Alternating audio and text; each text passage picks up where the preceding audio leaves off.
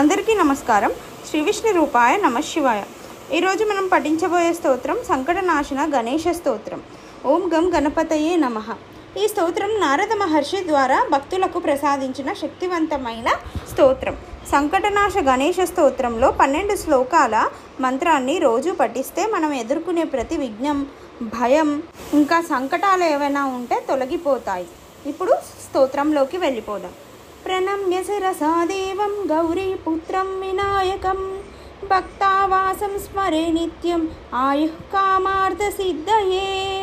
ప్రథమం వక్రతుండం చ ఏకదంతం ద్వితీయకం తృతీయం కృష్ణపింగాక్షం గజవక్త్రం చతుర్దకం లంబోదరం పంచమం చ షష్టం వికటమేవ చ సప్తమం విఘ్నరాజం చ ధూమ్రవర్ణం తదాష్టమం నవమం బాలచంద్రం చ దశమం తు వినాయకం ఏకాదశం గణపతిం ద్వాదశం తు గజాననం ద్వాదశైతాని నామాని త్రిసంధ్యం యప్పటేన్నర న చ విఘ్నభయం తస్య సర్వసిద్ధికరం ప్రభుః.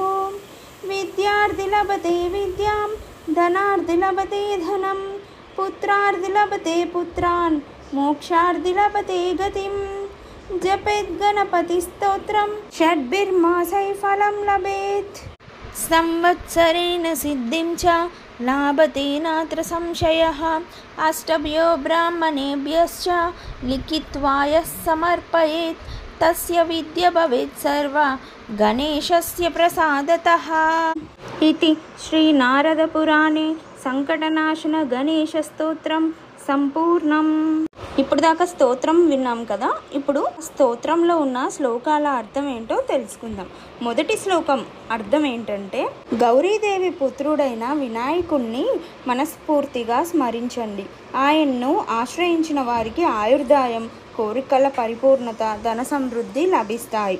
రెండో శ్లోకం అర్థం ఏంటంటే, గణపతి 12 రూపాలలోనూ మొదటిది వక్రతుండ రూపం, రెండో రూపం ఏకదంతుడు, మూడవది నీలవర్ణ నేత్రాలు కలవాడు, నాలుగవది గజవక్త్రుడు. ఈ రూపాలు భక్తుల పాపాలని తొలగిస్తాయి. మూడో శ్లోకం అర్థం ఏంటంటే, లంబోదరుడు. ఐదో స్వరూపం లంబోదరుడు అంటే పెద్ద పొట్ట కలవాడు అని అర్థం. ఆరో స్వరూపం వికటుడు, దుర్భేద్య శక్తివంతుడు అని. ఏడో స్వరూపం అంటే విఘ్నరాజుడు, విఘ్నాలకు అధిపతి.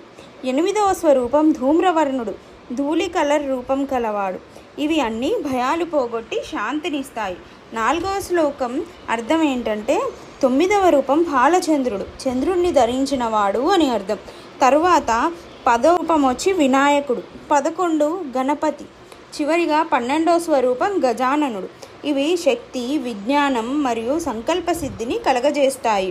ఈ 12 నామాలను రోజు 3 సార్లు పఠించిన వారికి జీవితంలో ఎలాంటి విఘ్నాలు ఎదుర్కోవాల్సిన అవసరం లేదు. అన్ని శుభకార్యాలలో విజయాన్ని పొందుతారు.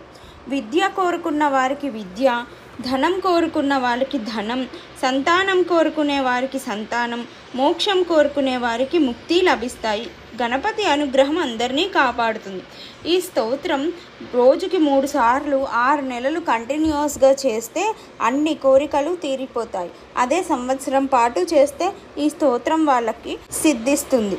గణపతిని నిత్యం జపించే వ్యక్తికి అన్ని కార్యాలలోనూ విజయమే లభిస్తుంది. ఎక్కడా విఘ్నాలు కలగవు. ఆయన ఆశీస్సులతో జీవితం సాఫీగా సాగుతుంది. ఈ శ్లోకం నిత్యం పఠించిన వారికి గణపతి ఆశీస్సులు అనేవి లభిస్తాయి. గణపతి ఆశీస్సులతో జీవితంలో విజయం, ఆరోగ్యం, ఆర్థిక స్థిరత అన్నీ రావడం ఖాయం. ఈ స్తోత్రం ప్రతిరోజు పఠించవచ్చు, కానీ ముఖ్యంగా మంగళవారం నాడు, వినాయక చవితి రోజు, చతుర్థి రోజున పఠించాలి. త్రిసంధ్య పఠనం అంటే 3 పూట్ల పఠించాలి. ఉదయం, మధ్యాహ్నం, సాయంత్రం చేయడం వల్ల శక్తివంతమైన ఫలితాలు అనేవి కలుగుతాయి. మరి ఈ వీడియో మీకు నచ్చిందా? మీకు నచ్చితే లైక్ చేయండి. మీ కుటుంబ సభ్యులతో, స్నేహితులతో షేర్ చేయండి. ఇలాంటి శ్లోకాలు, వాటి విశ్లేషణల కోసం ఛానల్ని సబ్స్క్రైబ్ చేసుకోండి. ఓం గం గణపతయే నమః.